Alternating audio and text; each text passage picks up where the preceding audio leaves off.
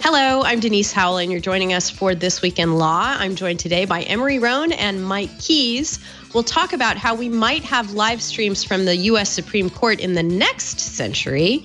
Facebook joins a band.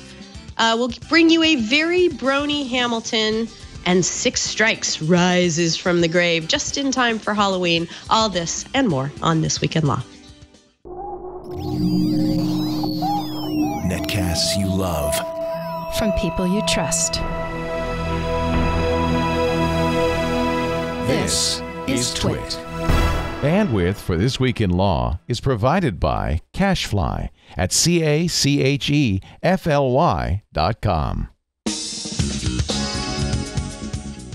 This is TWiL, This Week in Law with Denise Howell, Mike Keyes, Emery Rohn, and Matt Curtis. Episode 402, recorded October 6th, 2017. Google wants a spanking. Hi, folks. I'm Denise Howell. Welcome to This Week in Law. I'm here with two of my wonderful co-hosts. Mike Keyes is here. He's a partner at the Dorsey firm in Seattle, Washington. Hi, Mike. Great to see you. Hello, Denise. Great to see you. Great to have Emery with us today, and great to be back with everybody.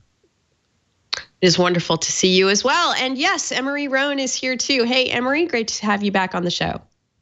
Hey, Denise, thanks for having me. As always, I think I say that every show, but it stands true every time. So yeah, stoked to be here. Excited to have a great show. Me too. Emery, for folks who are not familiar with him, is a graduate of California Western Law School in San Diego, California, a waiter of bar results at the moment. How's that going? I just hate that title. it's the worst title. I can't figure out if it's like well wishes or jinxing me, but I know it's a difficult time of life. I know it's one of those things. It's one of those things that hasn't changed since the dark ages when I went to law school, and the slightly less dark ages when Mike went to law school. You still have to wait forever to find out if you passed that horrific test. An incredibly long amount of time considering how much the test costs to take, but yeah. When do you find out, Emery? Oh, they released them on Thanksgiving weekend to just maximize any awkward conversations that you might have to have when you go home to see your family. No matter what happens, it will be awful. Thank you, ABA. At least, yeah, I'm sure you get the results electronically now. I actually had to, because I was going to be with my family for Thanksgiving weekend, I had to tell the bar to mail my bar results to where I would be, or else I would have missed out on getting them when they first came out. So they actually had to physically arrive in the mailbox at my parents' home. Oh. Yeah. It was well, I chilling. think they've stopped. I believe that they have stopped publicly posting the fail list. So that's at least a step up from others. Oh yeah, that would not be good. Okay, so we're pulling for you, Emery. All of us here at This Week in Law. I'm optimistic. Yeah, it'll be fine. I'm sure everyone out in the ether. We've got a lot of great stuff to talk about this week. Let's start out in the realm of crimes and justice.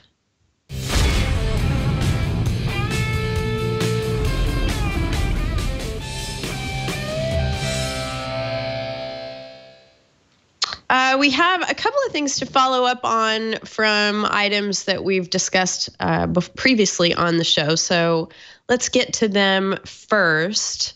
It was just a few weeks ago that we were talking about asset forfeiture and how that works, and the whole concept of being able to seize someone's assets, particularly if they are branded a fugitive, before they've even been tried in the U.S. And this is something that Kim.com of Mega Upload fame has been combating.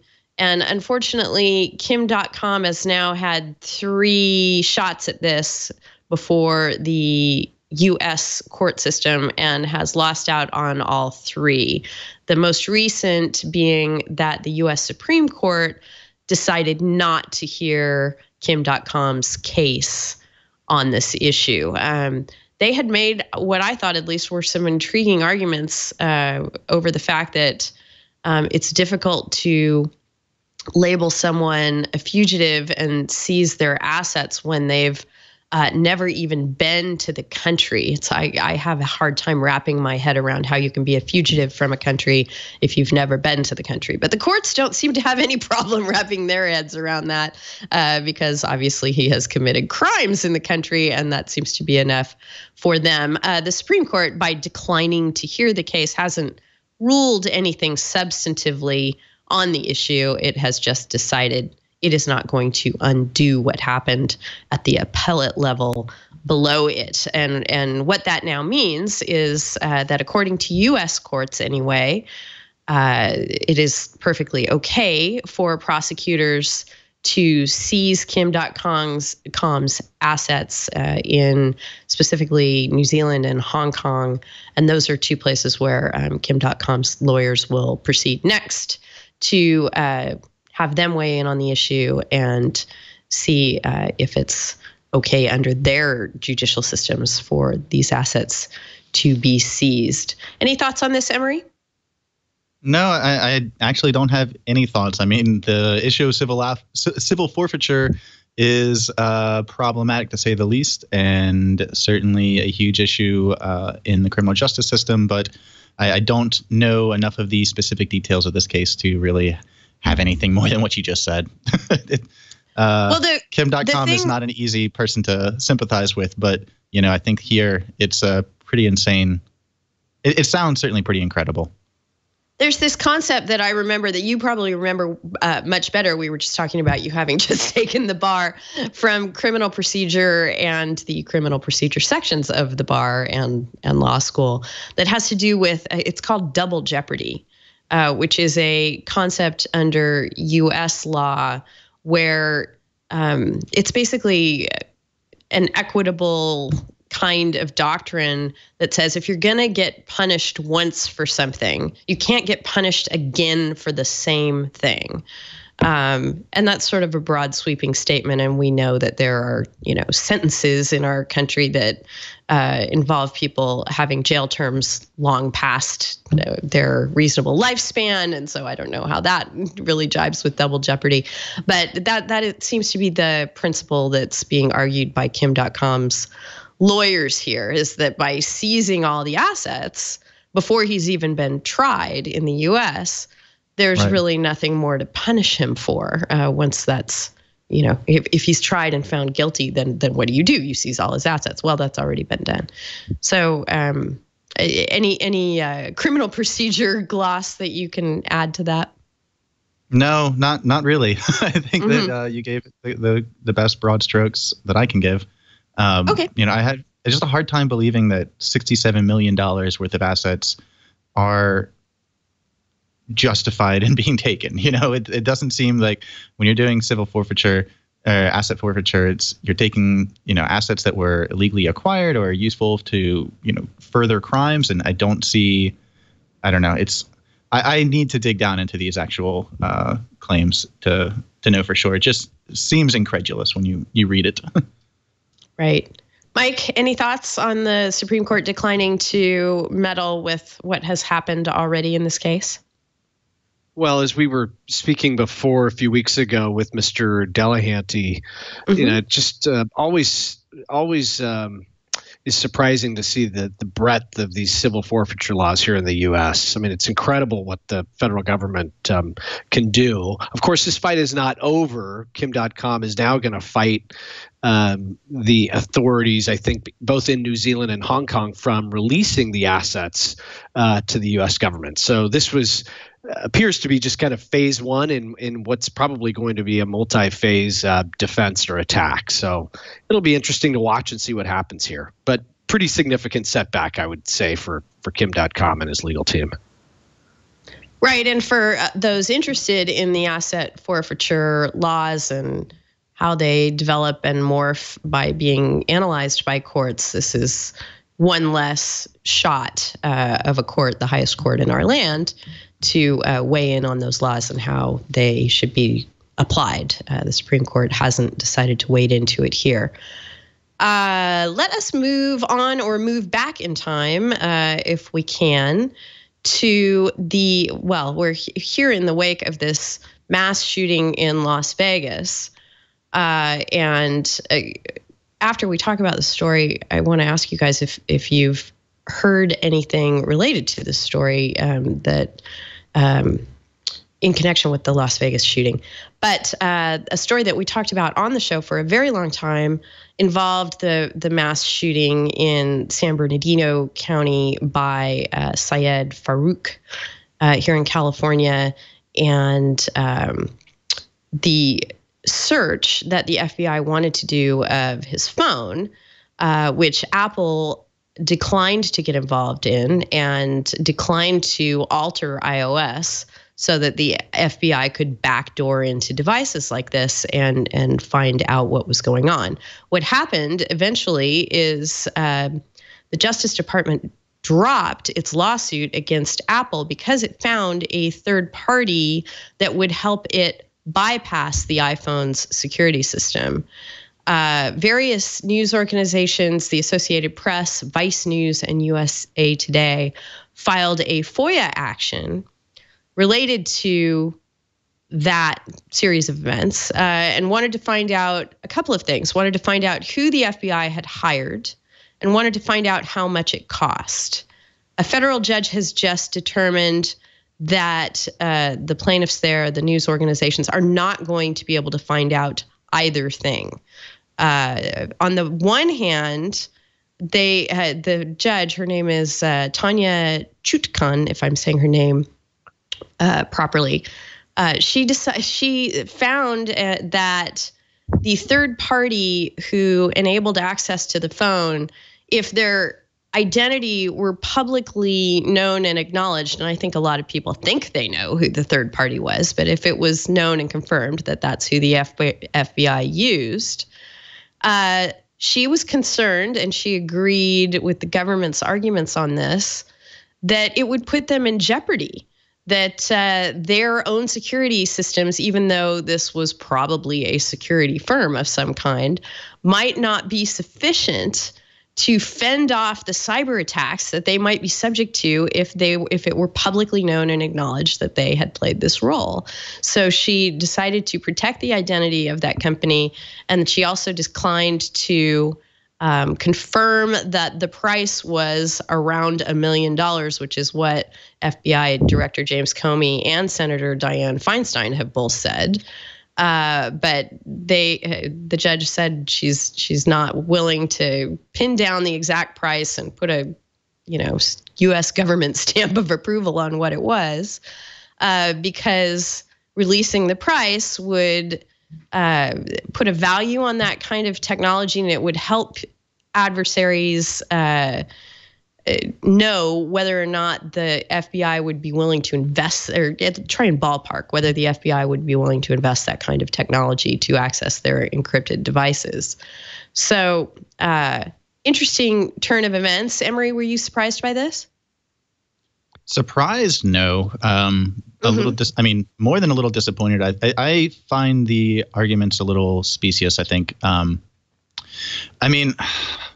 There's so much here, right? So if we look to the way that freedom of information access is supposed to work, it's supposed to strongly favor disclosure, except in circumstances, except in circumstances where there's national security risks. I think specifically, I can read from her judgment, but it says that the issue that the two parties disagreed on was element 4 of Executive Order 13.526, which governs the classification of national security information, which requires that the original classification authority determine that the unauthorized disclosure of the information reasonably could be expected to result in damage to the national security, which includes defense against transnational terrorism, and the original classification authority is able to identify or describe the damage. So I think that it's a really weak argument both to say that there's a national security risk here, and that the damage was actually identified or described. So the argument essentially that the FBI made and that was successful was that, as you said, the disclosure of the cost and the name of the company is a national security risk, both because it essentially puts a lot of risk on the third-party vendor, that the vendor would be basically outed to the community, and that as a result of that, other hackers would be able to attack that vendor. The vendor would not be able to withstand those cyber attacks, and thus the tool that the FBI relied on would potentially be released to to hackers. And I think that there's some problems with that, basically because if you look at the facts of this case, this was an exploit that was done on an iPhone 5S, I guess, not the SE, but the 5S.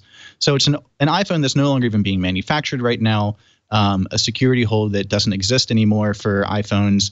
iPhones, unlike a lot of Android phones, see updates regularly, and so it's even less likely that the exploit that worked on the 5S would continue to work for new phones.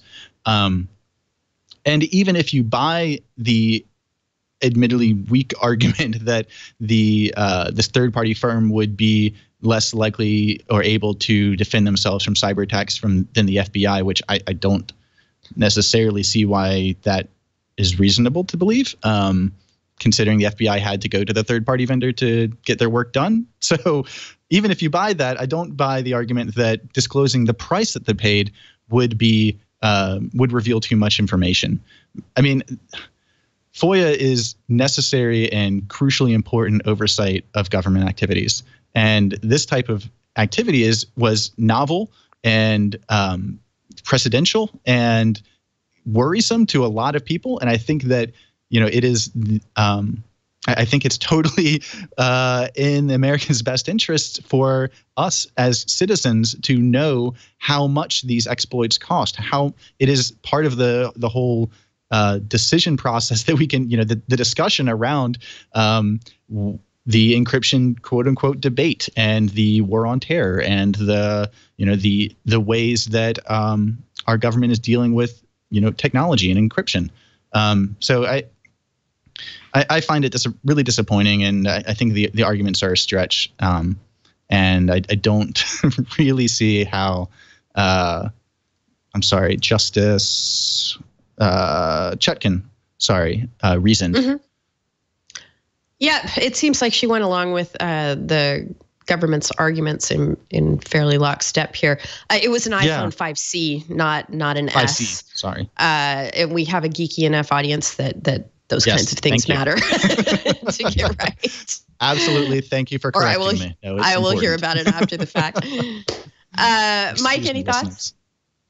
Yeah, I have a slightly different take on this case. I mean, sometimes these are difficult decisions. I agree with the Freedom of Information Act analysis that Emory laid out, that freedom of information, this statute, both the federal statute and a lot of state statutes, including the one in your neck of the woods there in California, they strongly favor disclosure, but there are limits. And this was such a novel issue involving a very tragic incident.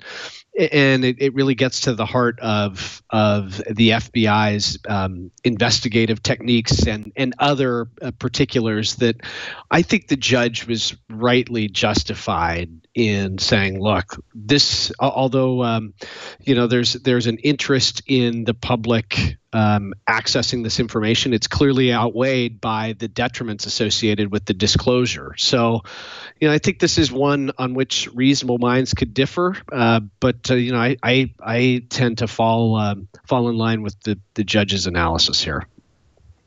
All right, so to pivot slightly off of San Bernardino, but before I do that, Emory, did you have a final thought?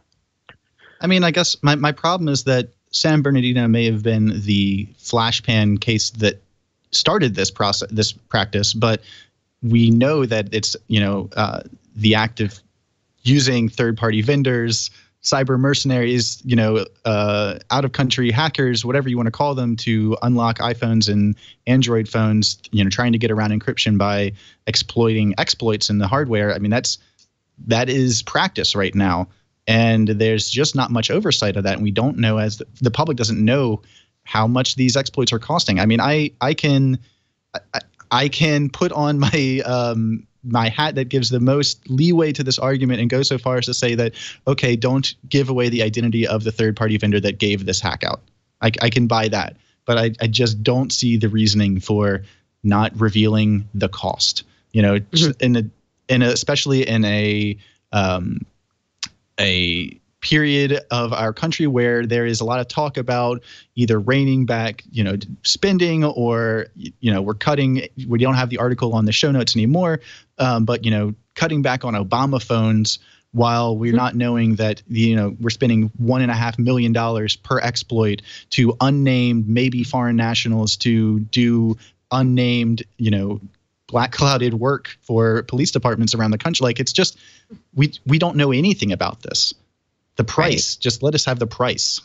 Then we can move forward and have a more informed discussion about how we want this to work. Yeah, it's a good point, Emery. And I think that, anybody interested in knowing about how much something like this would cost could find that out pretty easily without needing to know exactly what the government was charged. Although it's good to know what as taxpayers, it's always good to know what the government is charged. We will get to those Obama phone and other access to technology issues. We had a guest slotted for this week who had to beg off for family reasons, but we're going to have her back again soon, and we will get to those issues then. What I wanted to sort of see if your information streams had fed you anything different than what I've been seeing is I was sort of expecting to see coverage about what was on the Las Vegas shooters' devices or searching those devices. Granted, it's not even been a week since this horrific act took place, but I'm wondering, if the context in which this presents itself, the very public national story, 59 people dead, or maybe it's 58 now. They adjusted the numbers instead of 14 in San Bernardino, and so many people injured that I'm wondering if concerns about accessing this shooter's technology have gone so to the back of people's minds that this is a non-story for that reason. Of course, people want his technology accessed. They want all evidence and answers possible as to why this happened. But also, I have seen sort of a deafening silence around the issue, and I've been searching and looking and haven't come up with it. Nothing seems to be reported about this yet. Again, it's quite early, but maybe this is a conscious strategy of law enforcement here too, just to not publicize what they're doing to gather the information that must be on computers and phones and things that were used by this shooter. The only thing that has been reported a lot is his lack of a social media presence, which is making it challenging for law enforcement to put pieces together from those kinds of tidbits. Mike, have you seen anything about this shooter's devices or data on them? I have not seen a thing. I think it's a really interesting point you raise. Of course, we're still somewhat in the nascent stages of this investigation, and we'll see what happens here. Apparently, there's 100 FBI agents that are devoted to investigating this case. So it would not surprise me at all if we hear more about this particular issue as time wears on here. Yeah. Any further thoughts on that, Emery? Yeah, I mean, I would be hugely surprised if we ever see law enforcement ever make a public request to one of the big five or tech companies to actually, in their own encryption. I think that, again, San Bernardino established the practice. If we're not hearing about it, it's probably because they're putting out contracts for people to break it, which, again, I'm not necessarily against that practice. I certainly prefer paying hackers or paying entrepreneurs to exploit exploits in hardware than getting companies to create backdoors to their encryption, and that encourages companies to make better devices. I don't have necessarily a problem with that. Just a little bit more transparency, a little bit of oversight. Right. Yes.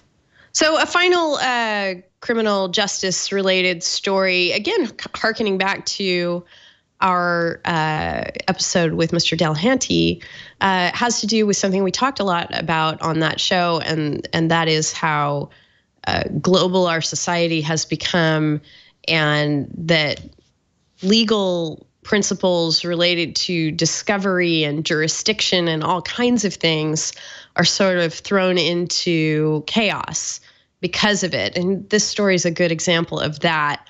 There are federal prosecutors in a case seeking to have Google sanctioned because they have obtained a duly issued, court-issued search warrant requesting certain Google user data. And what Google has done is it has turned over everything that it has that is within the scope of the warrant that is stored in the U.S. But everything that is stored overseas, Google has said, no, we don't have to comply with that. There's a case in the Second Circuit, and we've talked about this case on the show, which found that Microsoft didn't have to produce data that it had housed on a foreign server. I think that was Ireland. And Google, even though it's in a different jurisdiction than the Second Circuit, says that's the law of the land now, and we don't have to produce things that we store overseas. Of course, Google stores things everywhere, right? And who knows what sort of strategies they employ to decide what gets stored in the US and what gets stored overseas. It seems like sort of a strange distinction to make. What the prosecutors are saying is if it can be accessed from the US, it should be produced in response to this warrant. The prosecutors are also saying, hey, Google, you had the chance to oppose the warrant before it was issued, and you didn't. And you're just refusing to comply with it now, and that's not the right way to go either. Mike, any thoughts on this? Yeah, if I read this correctly, I think Google was asking to be found, or their lawyers were saying, look, we want a contempt order so we can immediately appeal it, if I've got that right, which I thought was, pretty interesting. It's not all that often that a lawyer says, find my client in contempt so we can move forward.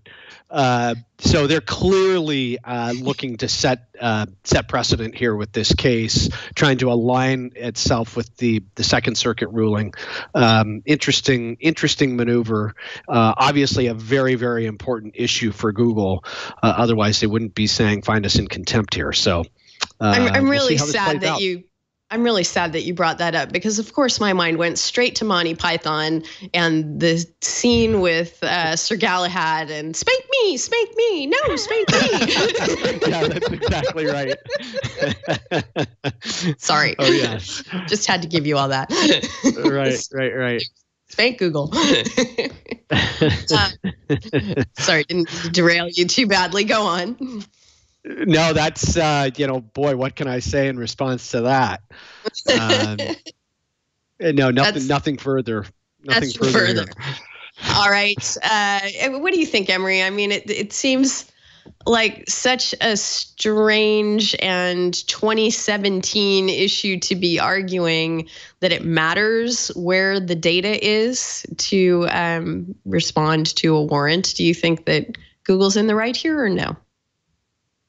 I mean, I don't know. I think that it is a difficult argument for the prosecutors to make that if it's accessible in the U.S., that it has to be able to be produced in the U.S. because, as we know, the internet. I mean, that just doesn't seem to make sense, right?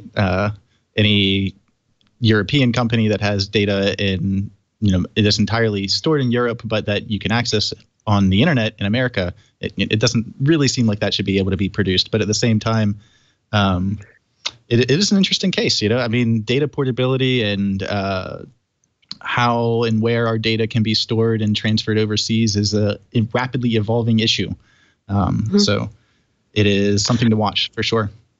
Yeah, I think you raise an interesting point there, Emery. I can tell you in a civil context, if this was just an ordinary commercial dispute, that well, every case is different, of course, but I would say generally speaking, if the data is accessible to one of the parties to a commercial lawsuit, assuming that it's sufficiently relevant or germane to the suit and it's not incredibly difficult for it to be produced, a court's going to say you have to produce it. You know, there's this concept of proportionality that we now have in the context of civil litigation. So you always are weighing, the proportional benefits associated with the production and how difficult it's going to be. But I mean, if it's simply just a matter of, more or less a few keystrokes or you can get it fairly easily and readily. Courts are definitely erring on the side of saying, "Hey, look, produce it." So. Again, this could be this could have completely different implications. Maybe it's not as simple as it appears to be, but I can tell you, having dealt with a bunch of discovery disputes involving e-discovery, that this it can look kind of simple in one regard, but then when you really drill down and get beneath the surface, there's lots of different issues at play here. So. And there is some legislation pending. There are a couple of things that this back and forth with Google underscores. Number one is if law enforcement wants your emails, all they have to do is serve a subpoena on Google or wherever your email is stored, and they'll likely get at least some of it. And maybe there will be some argument that it's stored on foreign servers, and we can talk about whether that it should be produced then. But it's, very accessible to law enforcement if they go through the right steps. There is a piece of legislation that is proposed with bipartisan backing called the International Communications Privacy Act, which continues to honor this where's the data stored distinction, and if enacted would make it harder to, and would lend some clarity to the issue on when you could obtain data that is not stored in the U.S. if you're seeking it in a proceeding that is taking place in the U.S. A court would have to find that the government has taken all reasonable steps to establish the nationality and location of the customer whose communications are sought, and that there are reasonable grounds to believe that the customer is a U.S. person located in the U.S. or a foreign national whose country has a law enforcement cooperation agreement with the U.S. So I guess the logical corollary to that is that if you say maybe like Kim.com are not a U.S. citizen, and this doesn't apply to Kim.com. I'm pretty sure that New Zealand has a law enforcement cooperation agreement with the U.S., but I haven't looked that up recently. That if you were in a country that didn't, and you were not a U.S. citizen, that your data then could be protected from discovery by law enforcement in the United States under this proposed International Communications Privacy Act. So in addition to, there's some momentum around reforming and updating the Electronic Communications Privacy Act as well. Emery, do you think that enacting this proposed law is a good idea? Oh, I don't know. I'm sorry. You're my privacy guy. Come on, you got. I know I don't have a good answer right now. I got distracted. I'm sorry. That's okay. I was probably tuned out. I do that. By the way, I'll just cop to it. Sometimes I'll just let you answer, and then I'll be like, "Yeah, that sounded good."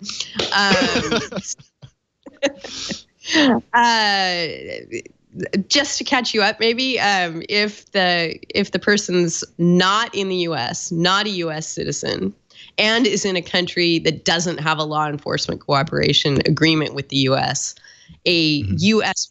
for their email data wouldn't be valid under this new proposed act. Do you think that's a good idea? Again, I guess I don't know. I mean, I'd have to think that through a little more, I think that, again, Mike has more experience with e-discovery, and I have a hard time finding problems with that, but I can imagine it would make it very difficult for some lawsuits that certainly need to happen for good cause. I'm not in favor of just not allowing evidence to be admitted just because the data is not stored in America solely. Right. But, I like the language so far. Yeah, I see all this as sort of a chess game on the part of both email users on the one hand and email providers on the other, as to, who you pick for your provider and what decisions providers make as far as where they're going to store data. I think all of this is very important because some strategic decisions are going to be made on both fronts around both the finding in this case and then this proposed legislation that may be enacted. So it's definitely, as most things are, we know when it comes to technology and the law, a cat and mouse game. And I'm just trying to see if I can look down the road and see where this is going. Where I think it might be going is more data gets stored overseas in countries that don't have law enforcement cooperation agreements with the U.S. If companies want to be able to say to their customers, we're going to protect your data. Mike, do you agree? Yeah, I mean, that seems like a reasonable prediction as to where this is headed. Absolutely. Yeah. All right, let's put our first MCLE passphrase into the show. It's going to be, where's the data? We put these phrases into the show in case you are watching or listening and hoping to apply for MCLE credit in your jurisdiction if you're a lawyer, or professional credit in your field if you are not. Some of our listeners and viewers do that. So we've put some resources together for you at wiki.twit.tv. If you are a lawyer, find our This Week in Law page there. If you're a lawyer in the U.S., we have some information for you as to how you might go about applying for credit in your jurisdiction for watching or listening to the show. And we put these phrases in case you need to demonstrate to someone that you actually watched or listened. We are not an approved provider ourselves, but we certainly want to support anyone who wants to apply for credit for watching or listening to the show. So we'll put another passphrase in before the end of this episode of This Week in Law. And next we'll move on to a journalism-related topic involving the Supreme Court.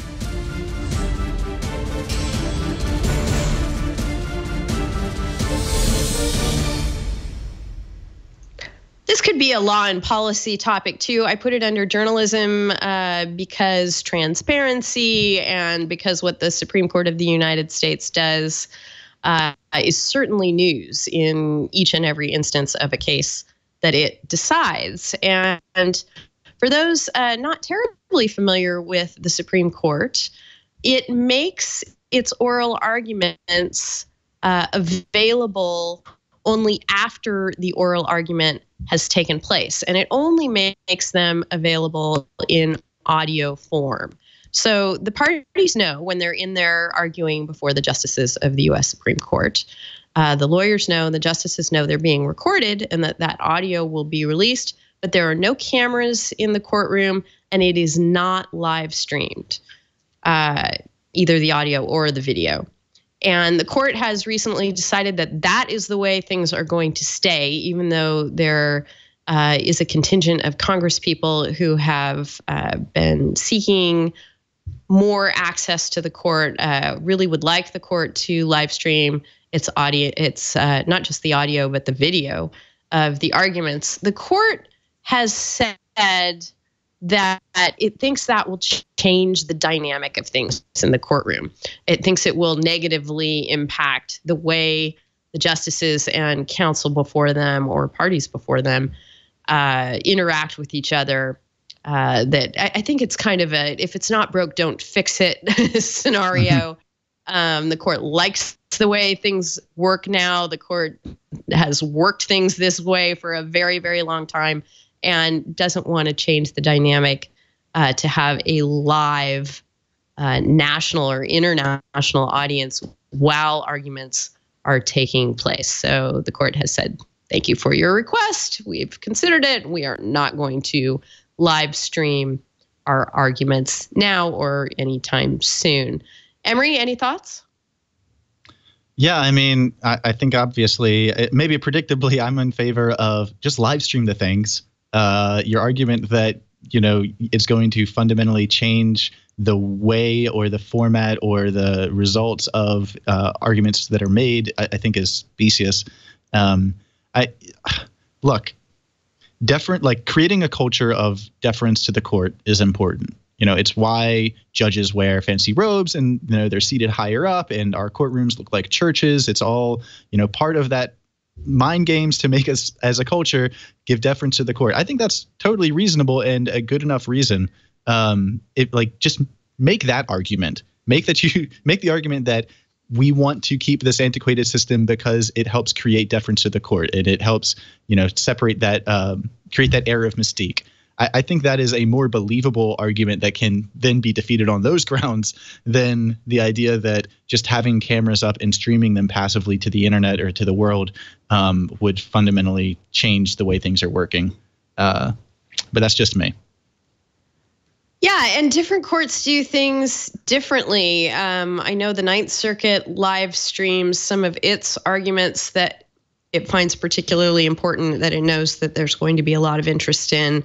Now, being able to access those streams is something else entirely. If they are controversial and really popular and people really want to tune in and listen, it frequently overwhelms the system that the courts put in place. So you're left not being able to listen or watch anyway. So I just don't know if, given what other courts are doing, the Supreme Court is ready for this kind of prime time. It would certainly be not just bad for the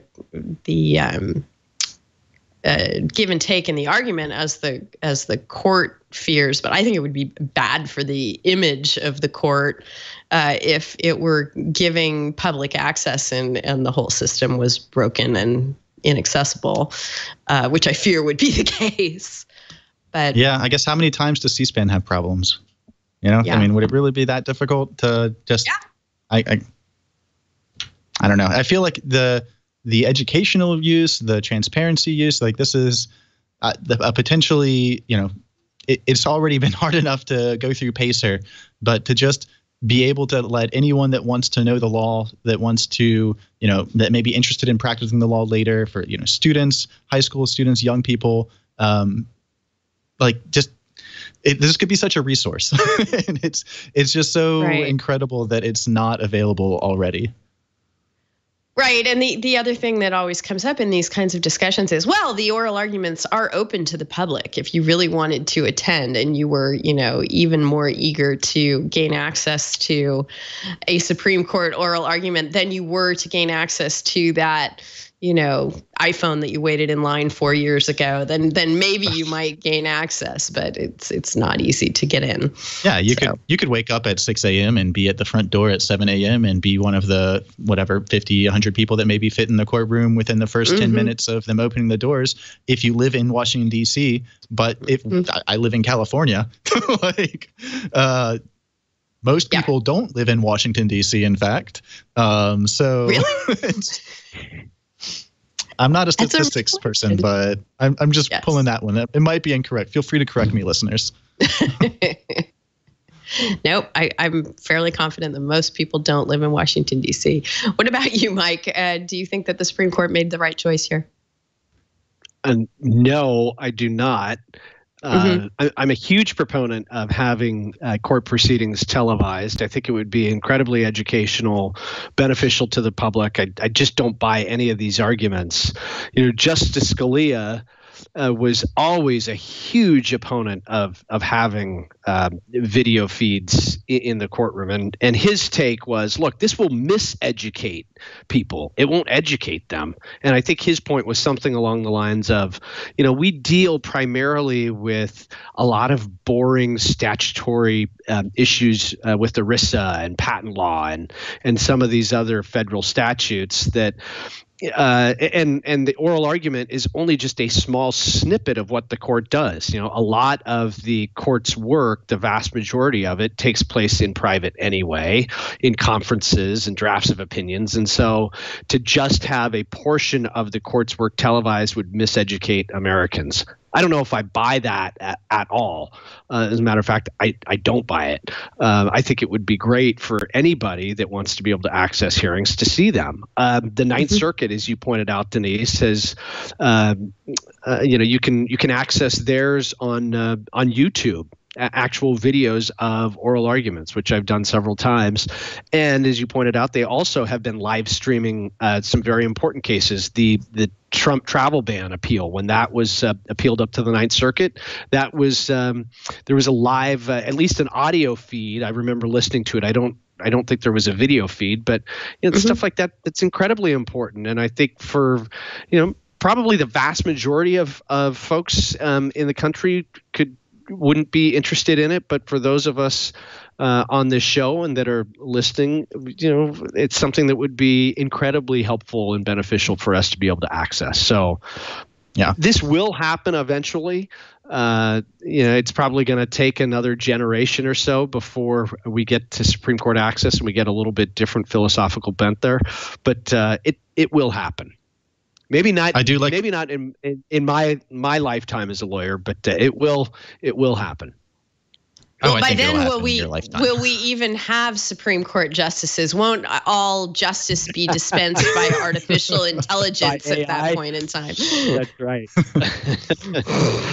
I do like the idea of like of networked classrooms or law school classes, or a Discord chat, Twitch chat maybe, with lots of people, all 10,000, 50,000 people watching the live stream of the argument at once, and posting memes and it's I think that we're headed that way. I'm just a real big nerd. I like it. That would be. I want to hear the back channel to all a Supreme Court argument involves. I think that would be really interesting.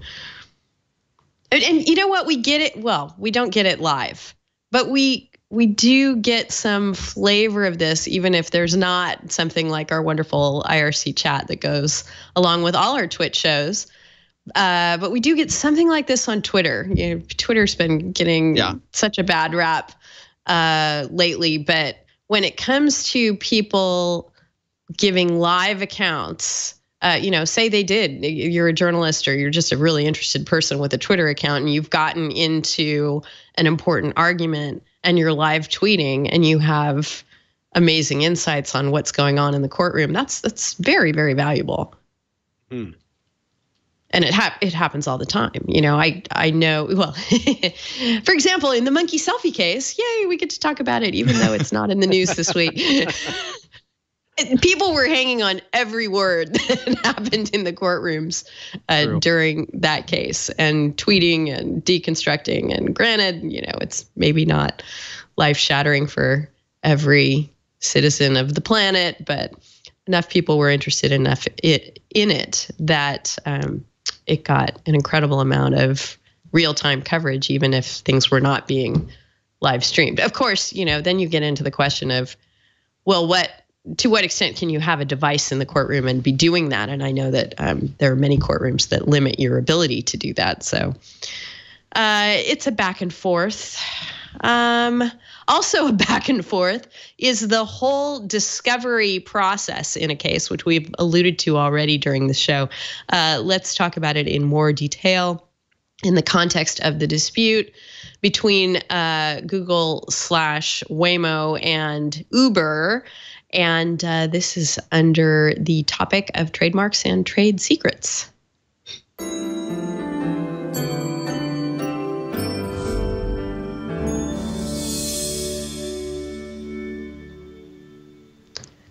So the case drags on. It has a trial date now. This is the huge lawsuit by Waymo, purchased by Google, against Uber, involving trade secrets that Uber allegedly took from having hired an engineer, a former Waymo engineer named Anthony Lewandowski, who wants to form his own religion. And we've talked about that on the show before. Google that if you don't know what I'm talking about. It's pretty good. But totally off topic for what we're discussing here today, which has to do with the fact we have a trial date, which is December 4th. The jury's going to be picked on November 29th. You were not with us last week, Mike, when we noticed and discussed the fact that one of the trade secrets, it came out in discovery, something that came out in documents that were filed with the court, merely one of the trade secrets involved in the case was valued at $2.6 billion. And yeah, I'm wondering, Mike, if have you ever seen a trade secret case that involved a valuation of one trade secret that was so high? Nothing comes to mind. That's a rather staggering amount, to be sure. Right. But what's happened recently is both parties have gotten a serious bench slapping from Judge Alsup, their judge in the case, U.S. District Judge William Alsup. Not happy with the way the parties have handled various discovery issues. Not happy with the fact that Uber's lawyers asked for a different and or later trial date than December 4th, particularly because of the way that they had not produced documents related to Anthony Lewandowski's email accounts. Basically, you've just got a really angry judge saying, nope, you guys have, made this mess, and whatever the mess is, we're going to have a trial, and we're going to have it on December 4th. And if you wanted it some other way, you should have conducted yourselves differently beforehand. Mike, did you take a look at all this? Yeah, I did read a bit about it. Judge Alsup, he's not a judge that you want to infuriate because he will let you have it. And it sounds like he did just that in this case, kind of a pox on both houses, it sounds like. Set the trial date, right around Thanksgiving, picking the jury at that point. One of the lawyers, and I can't remember for what side, was double booked and was set to pick a jury or start a trial right around that same time. And the judge essentially said, I'm sorry, we'll miss you, that you won't be here. But, we're going to carry on without you. So, not very sympathetic.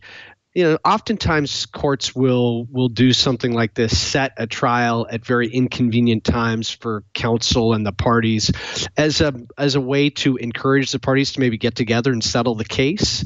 And so that might be going on in the background here, that the judge is using his power of scheduling a case to encourage cooler heads to prevail and see if they can't just resolve their differences here. But I'm not sure. This case may be so far gone that they just got to try the case because both sides are so entrenched. Right. I think you're onto something there. Joe Mullen wrote this up for Ars Technica and has some quotes from the judge from this hearing where the judge was giving some opinions as to what he thinks is going on in the lawyers and the parties' heads here involving Waymo. Judge Alsup says, I think when Waymo got into this case, it thought it was going to get into the files and find an exact duplicate of the Waymo files. As it turns out, the product is dissimilar in a lot of ways. It may even be a vast improvement over what was going on at Waymo. So they've come up short there. So I see what you're saying, Mike, that this is the judge sort of speculating what's going on. And definitely, I think, trying to say, hey, Google/Waymo, you probably haven't found everything you hoped you would, and maybe it's time to start thinking of settling this potentially $2.6 billion plus case. You agree? I totally agree.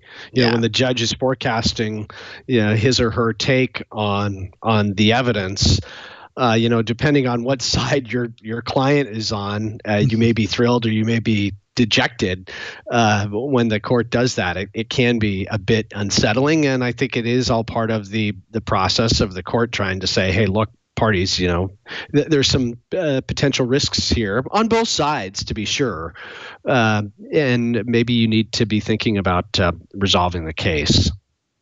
Yep, absolutely. Emery, any thoughts about this? I just want to read a couple more quotes to really, I mean, it's great listening to judges give smackdowns. It really is when you're not in front of them. But to your point, Denise, one of the lines I liked is, when this case started, Waymo had a strong case against Lewandowski, but it didn't sue Lewandowski, it sued Uber, which I think is sort of the crux of the whole thing. And then also, just to give the exact quote that Mike was describing earlier, one of the attorneys asked for a delay because they had they're going to pick a jury for a different trial on November 27th, the Monday after Thanksgiving. The response was, well, you only need 3 of the lawyers over there to try this case. We are going to miss you greatly. I was looking forward to seeing you perform in this case, but next time, maybe you ought to produce the documents. Scorched. Chills. Like, ouch. Yeah, that was Uber's lawyer, and Judge Alsup was not happy with Uber with the way that it treated Lewandowski's emails. Uber also said just this weekend, Joe Mullen writes, that it found that Lewandowski's emails from his startup Auto Trucking hadn't been properly migrated to Uber and weren't produced. So the judge says, that seemed remarkable to me after 25 years of doing what you lawyers have been doing and 18 years on the bench.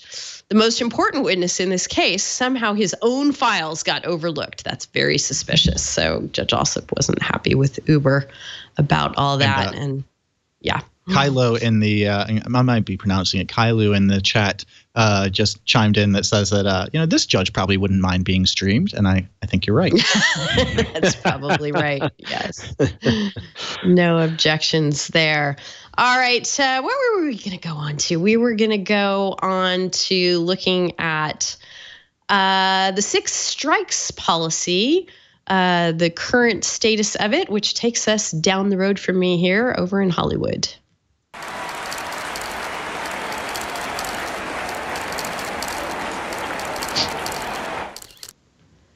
So there's something fairly fascinating going on with the 6 strikes policy, which I guess appropriately enough, as we're entering into the month of October, is supposed to be dead, but seems to be undead. It died a death early this year when it basically was phased out. It was not going to be enforced anymore. But the funny thing about it is people continue to get warnings. These 6 strike policy kind of warnings. This is something that Torrent Freak, unsurprisingly, is keeping up with, monitoring chats and message boards and things among people who have received such notices. And it seems that even though the 6 strike policy doesn't exist anymore, the notices keep going out. Many people are reporting getting the basic notices, the first-time offender notices, but Torrent Freak reports that there seems to be a bit of a trend of internet connections being suspended or otherwise interrupted, apparently as a result of an infringement notice being received. And that would be some of the more, higher level repeat offender kind of notices. And the reason I find this all pretty interesting is because there's a case pending on appeal right now before the Fourth Circuit that involves BMG Rights Management got a judgment in their trial court against Cox Communications as the ISP for not aggressively enough, according to BMG, going after repeat infringers, customers on their network and ignoring requests to terminate those subscribers. BMG in that trial recovered $25 million against Cox and also $8 million in attorney's fees. So this thing is up on appeal. And, an appellate court's going to weigh in and see if they think, the result was right, the amounts are proper, et cetera, et cetera. So that's going to be heard next month. And I think in the meantime, you've got some pretty skittish ISPs out there who don't want to be the next Cox. So perhaps, I'm just speculating here, that's why these notices continue to emanate from the, as an offshoot of the now dead / undead Six Strikes program. So maybe we'll know more when there's argument and ultimately a determination on this BMG Cox case. But in the meantime, I think we've got some fairly snake-bit ISPs out there who don't want to be the next Cox. Do you agree, Emery? Yeah, I think that you're right. I mean, I think that that's absolutely it. The ending of the Six Strikes program, on the one hand, meant that these shouldn't go out, but on the other hand, it doesn't mean that the activity isn't copyright infringement. And we also know that, as the Six Strikes program was up, there was a whole sort of cottage industry of businesses that were monitoring torrents and were assisting, rights holders and actually providing that process to give notice to ISPs that they should be sending out these warnings. So I wouldn't be surprised if it's a combination of skittishness over BMG v. Cox, or just some of these companies are and maybe a combination of that with some of these companies that have already had the infrastructure and the systems and processes in place to be monitoring these torrents or this infringing activity, just sort of keeping on peddling. For consumers on the one hand, getting rid of the Six Strikes program doesn't really sound encouraging, in that, as flawed as the program may have been, either in its efficacy at getting people to stop pirating, or on the way it was wielded, maybe brutishly. I think that getting rid of it really just gets rid of any kind of what little predictability there was. So now we have consumers that are getting these notices, and the consumers may or may not know that the Six Strikes program doesn't exist anymore. These notices, by the way, may or may not be from the actual ISPs. It may be from these other companies that are monitoring this stuff. They may be, contracted with the RIAA or something. So it's something to pay attention to. That's basically my take on it. Right. There are a couple of just interesting ramifications from this. Torrent Freak points out that it may matter. People are trying to get around getting these notices and quote unquote getting caught on these various message boards that Torrent Freak is monitoring. People are suggesting paid VPNs and chastising one another if they're not using those. So I think, the VPNs have to pay attention to this too. And if you're a VPN that is marketing yourself to this crowd of users, you have to do so at your own risk. Obviously, there are many good uses for a VPN that don't involve infringing copyright at all. But from a business model and management standpoint, if I'm a VPN, I'm being very careful not to get into the sites here. The other thing I think is really interesting is the question of whether, are you downloading new stuff or old stuff? And what Torrent Freak writes is, while there is plenty of evidence to suggest that old content is also monitored, there's little doubt that the fresher the content, the more likely it is to be monitored by copyright holders. If people are downloading a brand new movie, they should expect it to be monitored somewhere by someone. So, it makes perfect sense. Little nuggets there. Yeah. It would be really dumb not to be, if you were a rights holder, not to be monitoring torrents. It's. And when you seed the torrent, you can see everyone else that's downloading and seeding it. You can see their IP address. So it would be trivial to do that. And, if, not at all surprised. Yeah. And again, every time we discuss the fact that torrenting is still a thing and that notices are still going out and lawsuits involving torrenting are still wending their way through the courts, I'm just really surprised that this is still, a significant way that people are consuming their entertainment rather than, borrowing the HBO password of a good friend or something, it seems like there are a lot of avenues for legally getting to what you want to watch nowadays. And that's a good thing. It's a huge change from when I first started practicing law in this area. I mean, I think the six strikes, it's not squelching it entirely. Yeah, I mean, the six strikes process, I think, was maybe the least effective of the multi-pronged approach that, RIAA, MPAA, and the other major rights holders, strategically chose for their strategy to limit and re-educate online pirators. And it is remarkable how much the landscape has changed just in the past 5 years. How I think it's just because companies like Netflix and Hulu have just made it easier than downloading things illegally. But at the end of the day, you're always going to have people that don't have the money, younger people or people overseas or people, impoverished people that are just not going to have the money to be buying that DVD, and they're going to download it illegally. I just don't think that's ever something that is going to be able to be completely deleted. Yep. Or erased. Good point.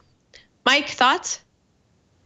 No, I agree with everything that you guys were just saying. The BMG case is obviously very important to every single ISP in the land. The court's going to squarely address, or at least we assume the court's going to squarely address what it constitutes to be a repeat infringer and what an ISP's obligations are with respect to when somebody is a repeat infringer. Obviously, very important issue, and it's something we'll definitely be taking a look at here closely. Yeah, we would definitely will, especially when it's argued. It was a while ago that the trial court decision came out, and I'm not pulling up in my own memory databases exactly what the theory was against Cox, but I'm guessing it was that they were found to be infringing themselves in a contributory way. Yeah, that was right. It was.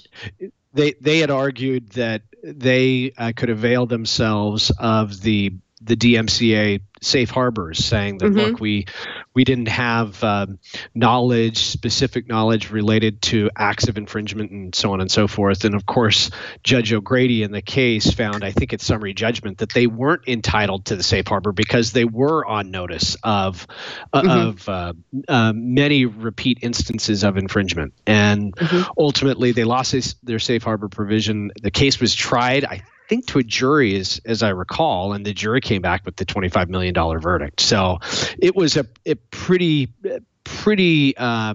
flagrant case of the ISP just kind of turning a blind eye to what was going on its network. And I think that was something that certainly caught the judge's ire, and ultimately the jury wasn't happy with it either. So you're right; it really was a contributory infringement verdict, where they were tagged with that judgment as a result of what their users were doing on the network. Right. The minor point on that is that also I think it's important that the infringing activity and whether the infringers were repeat infringers is a point of order, whether or not it's just that, again, rights holders have notified Cox or an ISP that this user is likely infringing. Does that count as them automatically being guilty of being an infringer, or do they have to be deemed to be an infringer in court before that repeat infringing status, holds? So other than that, yeah, exactly as Mike described.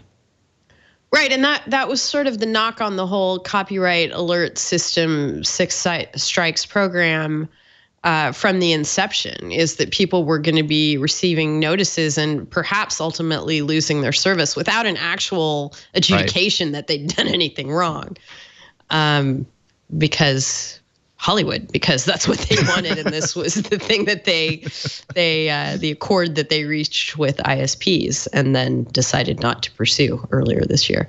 So it'll be interesting. Mickey Mouse is really good at getting those laws. Yeah. All right, let's stick with the copyright rubric, but move ourselves out of the entertainment arena a bit.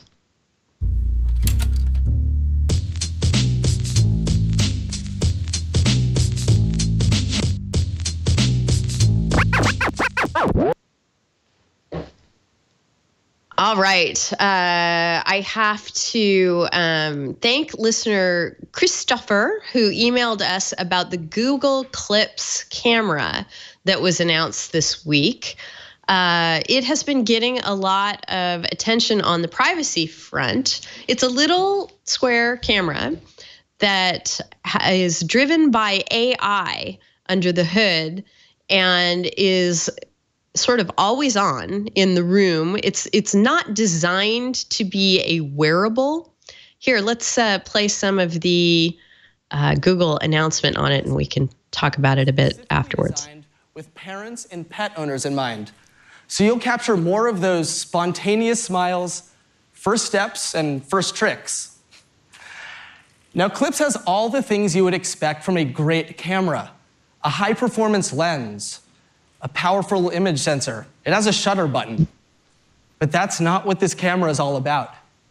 We reimagined this camera from the inside out, starting with the software and applying machine learning to build a camera that takes photos for you, so you can enjoy the moment and instantly get shots you couldn't get before. They had it on the flour sack there. I'm not sure if you noticed. With the AI engine at the core of the camera. Let's talk about what that engine does. When you're behind a camera, you look for people you care about. You look for smiles. You look for that moment your dog starts chasing her tail. Clips does all of that for you. Turn it on, and it captures the moment so you can be in the moment. And because the software is at the core of the camera, it's gonna get smarter over time. We also reimagined what camera hardware should do for you. Clips is tiny. It weighs almost nothing, so you can easily toss it into your pocket. And it's a hands-free camera, so you can get these amazing new perspectives on your experience. And okay, Victor, I think we get the idea. Thank you very much. So it's a camera that once you've turned it on, stays on and captures what's going on in the room. Google has come out and said, no, it's not a wearable. This is something that you want to be more in the background. More, as he said, you want it to capture the moment so you can be in the moment. So it's not, unlike Google Glass, I think if people remember that, it won't be very apparent that there's a camera present. So I thought of two things immediately when I saw this announcement and started reading about it. I thought of The Circle, if you've read that book or seen the movie.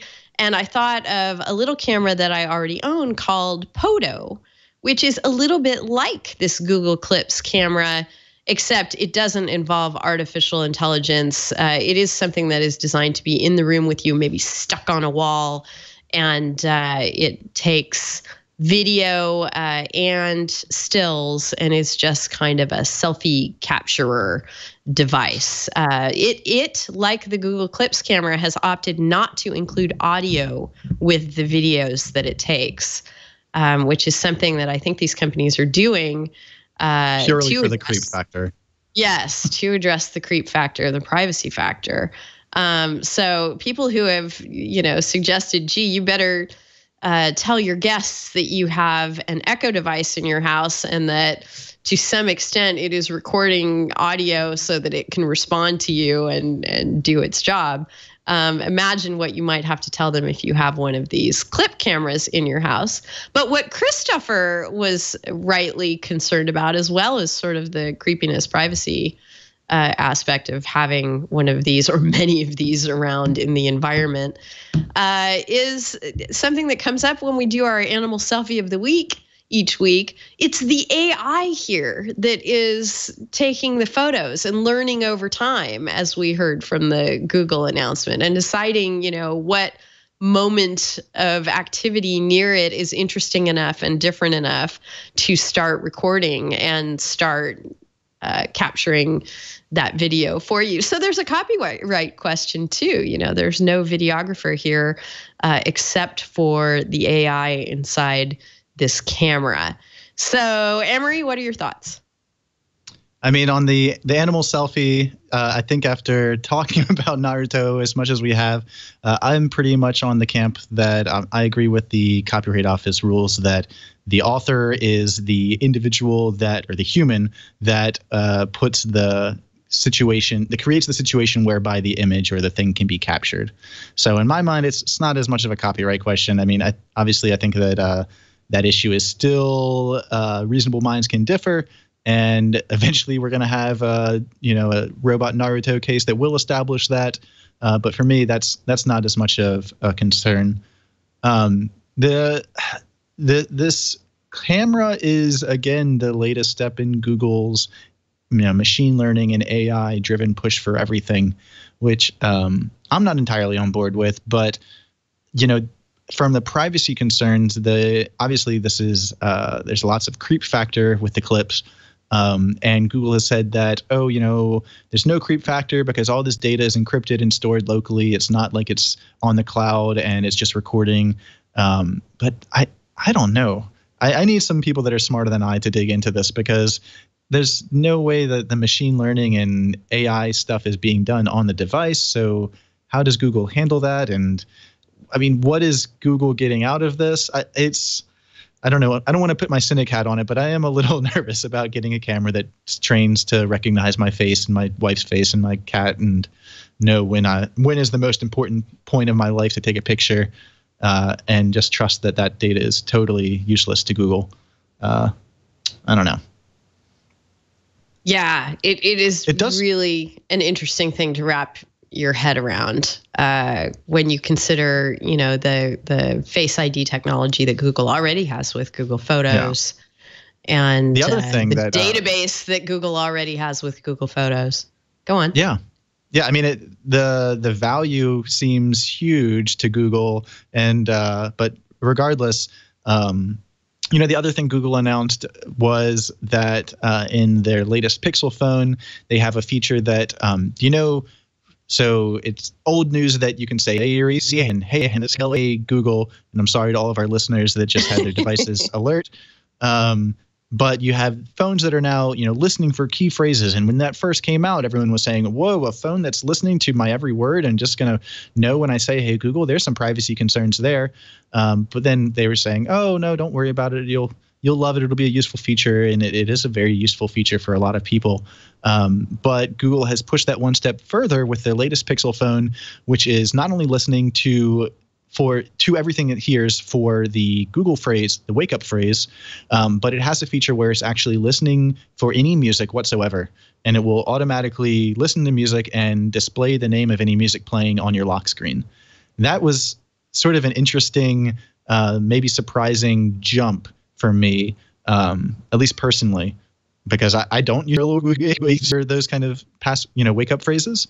And it is interesting that we've gone from a device that is purely listening to just for that very specific phrase to a device that's just listening all the time. And by the way, isn't that great? It can show you what you're listening to on your phone. So it's a brave new world. We are entering the world where we're going to have Echo cameras and everything in our house is connected and webcamming and streaming us. So it's weird. Yeah, in at least one of the pieces that we have in our rundown for the show today, and if you'd like to read all of those pieces, you can find them at tagpacker.com/user/thisweekinlaw. We're on episode 402 this week. At least one of the pieces talked about how Google putting it out there in this way and sort of skewing it toward families and parents and things is a way of just sort of increasing their beta test environment for the device and getting a lot of data and information about how people use this, what they use it for, how well it works for them, and really moving its AI universe forward with this device just as one of its tools, which I thought was an interesting observation. And I also thought it was interesting that over at Engadget, let's see, who was the author here? Jessica Condit points out that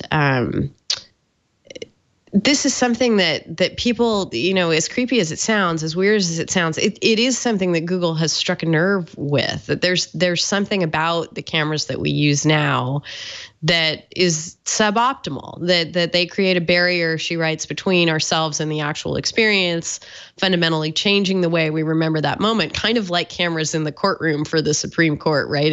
It changes the fundamental experience.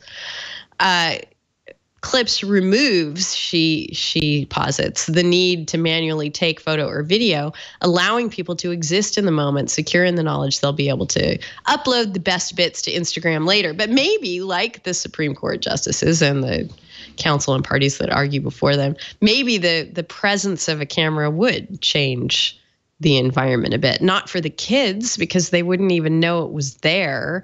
Not for anybody that you haven't told was there. So that's where the creepiness factor comes back in. I don't know. It'll be interesting to see if Google gets the same kind of backlash with this device as it got with Google Glass, or if people like it and they become ubiquitous. What do you think, Mike? Yeah, this raises a lot of interesting issues. I, of course, look at it from the copyright standpoint, which I think the development of AI as it continues to mature just in general, it does raise a very interesting copyright issue because, who does own the copyright? Yes, as Emery had pointed out, I think you could make an argument that, well, look, it's the owner of the device who set the device in motion that should own the copyright. And maybe that's the right decision here with Google Clips. But as AI continues to get more and more sophisticated, I think we're going to have to deal with the issue of, look, these AIs are just creating their own independent content, independent of whoever set the device in motion. And so that's going to have to be dealt with probably legislatively at some point. Here, I think you could make a pretty decent argument that, look, the person that put Google Clips, the device, into play or in motion here, didn't really do anything other than set the device up. It's the AI that's now taking control and deciding when pictures are going to be taken, at what precise moment, based on lighting, based on the facial expressions, and so on and so forth. Those are the judgments that a photographer makes, and that's why a photographer owns copyright in the photograph that he or she creates. So I do think this is a pretty intriguing copyright issue that we're going to be continuing to face as we see AI make advances. So it's going to be fun to watch. Right. It is. And there's one other thing that go ahead. Sorry. Do you think it's that different from setting up a camera for just like using a time lapse? I mean, if I just have like a webcam, if I set up a time lapse to take a photograph every 5 minutes or something of a field, I mean, clearly that doesn't have the same exact issues as the AI, but I mean, it seems very analogous. No, I think that's right. I think it's similar. I don't know that much about Google Clips other than just what I've read, but it sounds like it will take pictures at a certain time. I mean, it's always on, but it will decide ultimately when pictures are going to be taken, under what circumstances. And there sounds like there's a lot of different factors that this AI is going to consider when it's snapping photos. So, but I think you're right. There's maybe a close analogy here to, just setting a camera up on a tripod and doing a time lapse sort of scenario. Right. I could definitely see Google taking some flack if someone had one of these things in their home and were using it, or, in their mind, it was like a security camera and there was a break-in and they expected the culprit to be captured on film. And for some reason, the AI decided it wasn't interesting enough to record. So no evidence. Right. The other thing that bears mentioning, I brought up the fact that neither Poto, which I actually own, or this camera, or I assume others that sort of capture video of you without, well, of course, every camera, your phone camera captures video without telling someone that they're being recorded. But I guess in those instances, you've got enough visual cues that if you're holding a phone up at someone, they're going to know you're either taking a picture, or if you're holding it there for a long time, that they're being recorded, and that video cameras on phones and various other kinds of video cameras have microphones. But I assume that one of the reasons that the clip camera and the poto camera take video without any audio is because we have several two-party consent states in the United States that require the consent of both parties before you can record a conversation. So I assume that part of the reason for this decision is not wanting to get users in trouble in the at least 12 states that we have in the United States that have two-party consent laws. That, oopsie, I accidentally recorded you without having your consent, and I don't have this strong visual cue that I'm holding a camera up to you that is recording you. Instead, the camera is attached, as in the Google launch video there, to a bag of flour in the kitchen, and nobody would think to look there for a recording device. It does feel like they took some lessons from Google Glass. It feels like that there were some very conscious decisions made there. Right. So thank you, Christopher, for emailing that in. Wonderful, interesting issues around the Google Clips camera. And then we have another sort of who has the copyright to what kind of question that I just popped up this morning. It's a music video by a band called The Academic. And in our rundown, I've written The Academic song Bear Claws feat Facebook Delay, because Facebook Delay is an active participant in this music video. And so what the band has done is they have recognized that when you're live streaming using Facebook Live, there is a delay that happens. And it's, rather than see it as an annoyance, the band has noticed this and has incorporated it into its music video and has actually created this wonderful piece that wouldn't have been possible without the Facebook Live delay. So I would posit that Facebook Live is actually performing as one of the band members on this video. Let's watch and listen. Latency. To some of it. Latency is the performer. Yep. I'd love to know how they stepped it back too. So what they're doing is they're recording little bits of the song, and they're building on it. And if you're watching the video, you can see that in the background, they started with the singer, then they have the guy with the maraca or whatever that is, the shaky thing. And now they have a guy on keyboards. And you can see each of the former bits going back in infinite reflecting mirror fashion behind them.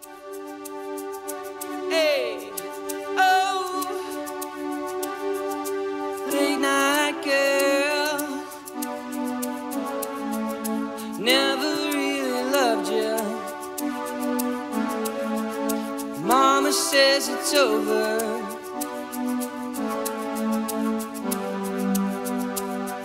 And the fact that Facebook Live has this built-in delay is, they know exactly how long that delay is. And they're timing each new segment so that they're actually playing along to the delay. It's definitely something you want to watch. It's a very cool video. Yeah, so watch the whole thing. The song just builds and gets better and better. But of course, me being me, I figured Facebook would be hitting The Academic up for royalties one of these days. What do you think, Mike? Well, first off, I watched the video. I thought it was absolutely brilliant what they did. Very, very creative, very clever. But I don't think that there's a viable copyright claim here. The claim would be that they're all joint authors. And in order to be a joint author under the Copyright Act, you need to have created independently copyrightable content, and then have the intent with your co-authors to merge that into a unitary whole. And so even though there was this means or mechanism by which they created this, i.e. the delay with the Facebook Live reproduction or stream, I don't think that that's going to rise to the level of an independent copyrightable interest. So Yes, I'd say academics they're going to be the sole owner of this wonderful creation that they made. Yes, I actually agree with you. I just thought that it would make a good law school exam question, and it was something fun to think about. And what a great video. Emery, anything to add? Where were all these great law school exam questions when I was in law school? Clearly, we all need to be teaching, right? I mean, that's absolutely, clearly. In our next lives.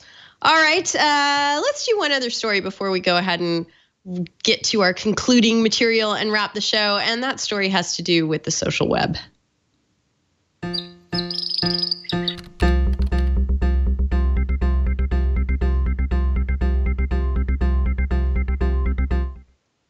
It's still actually a copyright story, and it was written up at the wonderful blog that your firm does, Mike, called the TMCA, that you post to frequently and well. But this one wasn't one of your posts. It was by Farah Sunderji. Am I saying that right? Sunderji. Farah Sunderji in our New York office. Very cool. Yeah, wrote about the fact, this seems to be a first, maybe, perhaps, that someone has been sued over retweeting something that was contended to be a copyrighted work that was not authorized to be put on Twitter in the first place. Can you tell us about this? Yes, sure. So this involves a lawsuit filed by a fella by the name of Keith Bell. He is a sports psychologist, and he's written a number of books, apparently. And the Northeastern State basketball team, on their Twitter account, they had tweeted out a page, I believe, from Mr. Bell's book related to commitment or something along those lines.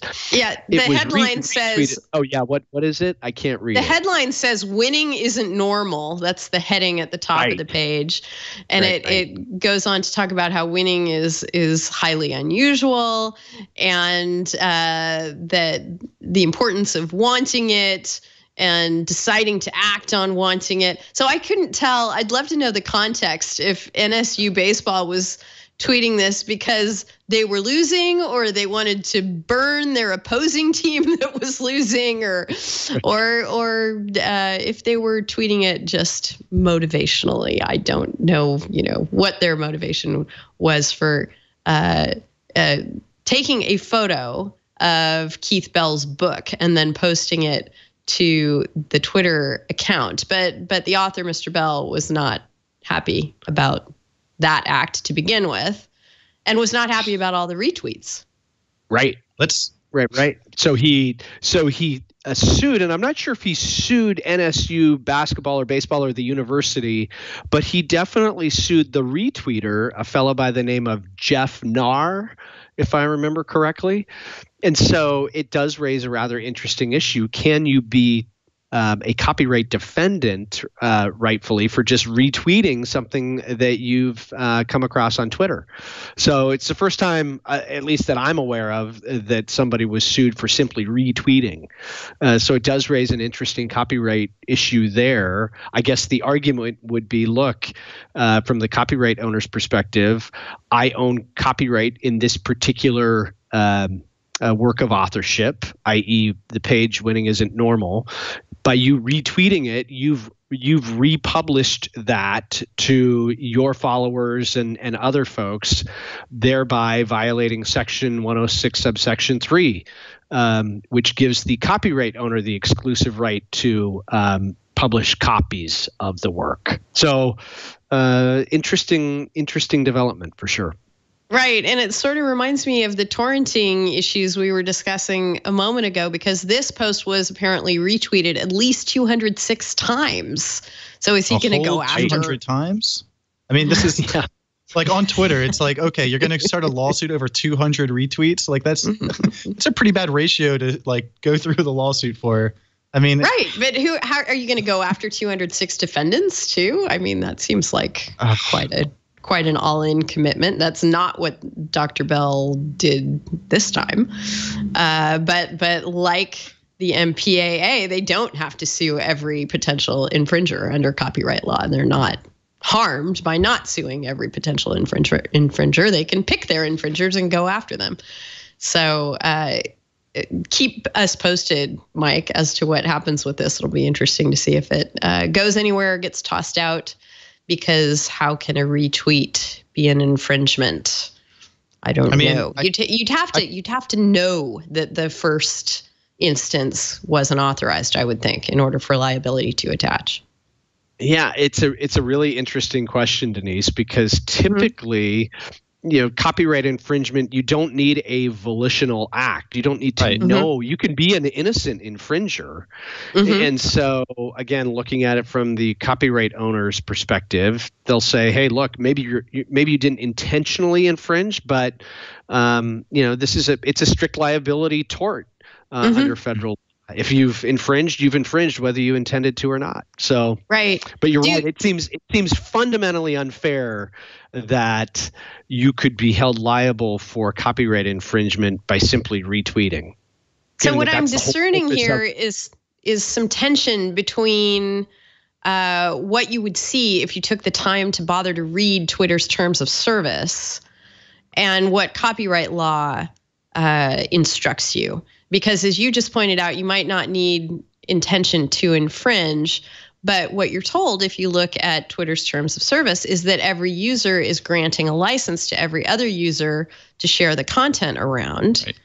Right. So I would have to think that when you marry those together, it's the original person who posts and infringed without clearing rights, without going to the doctor. And Zephyr in the chat also brought up a great point, which is with the changes to Twitter's UI, it looks like likes now can be considered retweets if we're considering it from like a copyright infringement perspective, because simply liking something can now make that visible, can publish that to other users on whoever is following your timeline, so. Right. But again, like, I mean, I think Mike's right that, there's definitely an argument that you would be maybe an innocent infringer if the license argument from Twitter's terms of service don't apply. And that, you can certainly infringe on copyright by tweeting out infringing material. But at the same time, it feels like there's such a strong, clear, fair use argument here that, I mean, at least in this particular case, it seems like a really poor decision to move forward with a lawsuit against a single retweeter.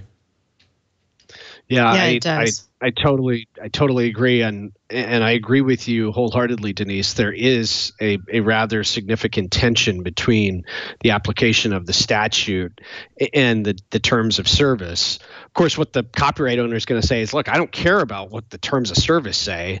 I can't be bound by those terms of service, or you can't insulate yourself from a federal copyright claim saying that you were authorized to do what you were doing under the terms of service when I never authorized the initial reproduction to begin with. Right. So, it's going to be interesting. I hope we get a decision out of this, or we get some clarity, because I think it's a really interesting, novel issue. Yeah, I do too. And I think you raise a really good point, Amory, in that people aren't going to know, what does a like mean? And I don't think they really know on any platform what a like means. Does it mean that the thing that you've liked is going to be visible to other people who follow you? Does it mean it's going to be on a list somewhere of all the things that you've liked? I don't think that there's a whole lot of disclosure about that, and certainly no disclosure of the fact that it could lead to liability down the road. Certainly, you would think that people at least would give a thought to it could lead to embarrassment if you're liking the wrong thing, like the Ted Cruz affiliated person who liked something untoward Affiliated. from the senator's Twitter account. So hopefully you're thinking at least about the embarrassment that, you know, that like was public. And at least you're hopefully thinking about that. But are you thinking about liability too? Probably not in your wildest dreams. So RT at your own risk will be our second MCLE passphrase for this episode of This Week in Law. And with that, we will move on to our animal selfie of the week.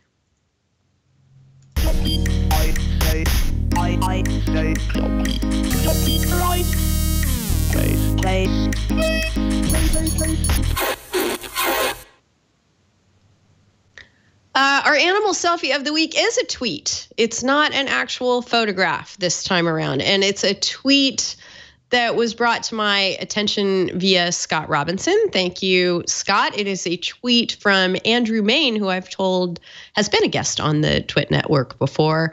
And the tweet itself merely shares the fact from Andrew, had a dream last night. A pack of tigers tranquilized me and took selfies with my unconscious body.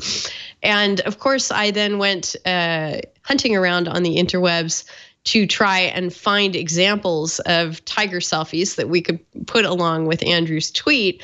And what I learned was fairly interesting, that tiger selfies are a thing, and they're such a thing that they've actually been outlawed in several states. Because those states rightly don't want people endangering themselves by trying to take a selfie with a tiger or endangering the animals as well. Apparently, this has to do with online dating culture and the fact that any old selfie of you and or selfie of you and your dog or cat is not sufficient. If you're a guy on Tinder, apparently having a selfie with a tiger is a thing and may get you more interest than you would otherwise garner. So much so that the state of New York actually outright banned these kinds of photos. Yes. What? so many questions with this. First of all, who's going to be writing the graduate paper about Tinder's massive effects on wildlife endangerment? But how and in which circumstances can you be in New York and manage to get a selfie with a tiger, such that it's so important that they need to draft legislation to prevent that from happening? It was aimed at things like circuses. So I guess is that a thing? Can you go to a circus and just say like, "Hey, I want to pose with your tiger"? Apparently, it wasn't. Circuses were still a thing. Well, Ringling Brothers, right? Yeah. The legislation in New York only prevents direct contact between members of the public and tigers, and declares that the purpose of this bill is to protect animal caretakers, those interacting with wild animals, bystanders, and the animals themselves, rather than preventing any amorous encounters with them. Writes the Independent UK. So tiger selfies apparently are such a thing that they've had to be outlawed in New York. So Andrew, your dream of being tranquilized by the tigers and having selfies taken with you, apparently the tigers thought that they would look better on Tinder in your company, in your dream. So interesting, and thank you for Scott Robinson for sharing that with us. Let's see. Let's go to our tip of the week. That is that drone regulations continue to proliferate, even though we haven't talked about them in a while here on This Week in Law. The FAA announced this week that it has restricted drone use over several U.S. national landmarks, including the Statue of Liberty. So even though the drone races that I went to a while back were held on Governor's Island, looking across at the Statue of Liberty, if you had flown across and flown over the statue under the current law, you would have been in trouble. And there are a number of other national landmarks that you can't fly over, including the Hoover Dam, the Glen Canyon Dam, various dams. What else? Mount Rushmore, Shasta Lake. Shasta Lake is just the location of the Shasta Dam. Presumably, you can still fly over Lake Shasta itself here in California. So just be aware when you're out there droning around that you can't fly just everywhere. Our resources of the week are, we've got a couple of them for you. In fact, it is right now 1:00 Pacific time. And if you want to catch the last bit of the Slants performing in Southern California, they have been performing for the last hour at Loyola Law School. I don't know that they have been performing music for the last hour, but there's a event at Loyola Law School where they will be performing if they have not already. Also a discussion with a number of the professors there about the First Amendment and disparaging trademarks. So that's going on right now and has an hour left if you're in Southern California and can rush to Loyola to go enjoy the Slants. Matt just enjoyed them over at Notre Dame, and hopefully we'll be back next week to tell us even more about that. One last resource for you that was just so wonderful when I encountered it. So happy to have found that someone has mashed up meticulously and with great attention to detail every lyric and every note of music in Hamilton, the musical. And they have created something called Hamilton. Let's see, let me get the title exactly right. An equestrian musical rather than American musical. And they have mashed up Hamilton with clips from My Little Pony. You have to see some of this. It's amazing. Now, everyone, give it up for the maid of honor, Angelica Schuyler. A toast to the groom, To the groom, to the groom, to the groom, to the bride, to the bride, to the bride.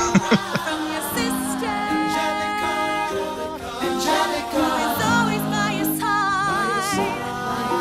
To your union, to the revolution. and the hope that you provide. May you always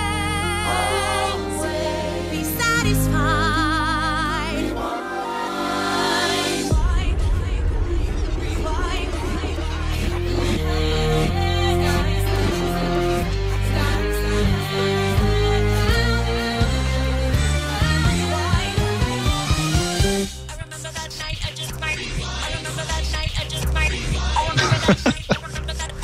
Worth a watch. Wow. Seriously, I am just staggered and humbled and amazed and look around at how lucky you are to be alive right now. That you are in a world where Hamilton, the equestrian musical, exists. This comes from Tangerine Blast on YouTube. And it's not So just good. this one song, it's the entire Hamilton musical. And I think you get an idea from just this little bit that we've showed you that the clip selection and syncing up is just impeccably done. I just think I've said enough about that. But I've got one more thing. Yes. Not on the Hamilton equestrian, but just another tip of the week. Next week on Wednesday and Thursday, October 10th and 11th, is the ABA IP West Conference. It's going to be held in Long Beach, California at the Hilton Long Beach Hotel. And I'll be on one of the panels on October 11th, along with a couple other Internet Law and Policy Foundry folks to talk about navigating disruptive technology in the law. So if you want to come out and hear folks talking about AR and VR and health tech and Internet of Things and AI and machine learning, I think it's going to be a really fun discussion and panel, and we'd love to see you there. So Gabby Ziccarelli is one of your co-speakers, right? Yeah, Yep. she was on recently. She plugged it too. Mm-hmm. I'm so glad that you brought that up. Yep. Hopefully people can go. And later on this fall, in early November, there's another California bar IP law section that is going to take place here in Newport Beach, where I am. So you might want to mark your calendars for that 2. Unfortunately, Eric Goldman is going to be speaking there. Unfortunately, he's speaking when we record the show that Friday. So otherwise, I would totally be there and participating. So we are going to have Professor Goldman on the show again soon. I'm not looking at the calendar, so I'm not sure exactly when, but he's coming up. So hopefully you can join us for that. We do record the show every Friday at 11 o'clock Pacific time, 1800 UTC. We hope you can join us live. If you do, it's great to be able to jump into chat with us. Burke in chat was just letting me know that Andrew Main, whose tweet we featured, is a magician. I think that's who Burke is referring to. So if you're interested in seeing more from Andrew Main, who was on Twit at one point or another, then check out his magic as well. Join us in chat. Let us know things that we'd like to know when we're doing the show. Or if you can't, don't worry about it. Head on over to twit.tv/TWiL, and you'll find our entire archive of shows for your consumption at your leisure and on your device of choice. We're very happy to make that available for you, and we're very happy that you can and do join us here on the show. Tell your friends, write us reviews on the various platforms that you enjoy the show on, be it YouTube or iTunes or what have you. Love to get your feedback on the shows. We'd love to get it directly from you as well. You can email us. I am Denise at twit.tv. Emery is Emery at twit.tv. Mike is Mike at twit.tv. Let us know what's on your mind, folks you think we should invite on the show. Things that you've seen that have made you think of copyright or trademark or privacy or other kinds of legal concerns that we discussed here on the show. You guys are wonderful information getters for us, and your brains work the way that ours do. You see those issues that maybe the average person would not. So we love hearing from you on all those fronts. You can also find us on Twitter. Our Twitter handles have been up throughout the show, but just in case you're doing the audio only, I'm D Howell there.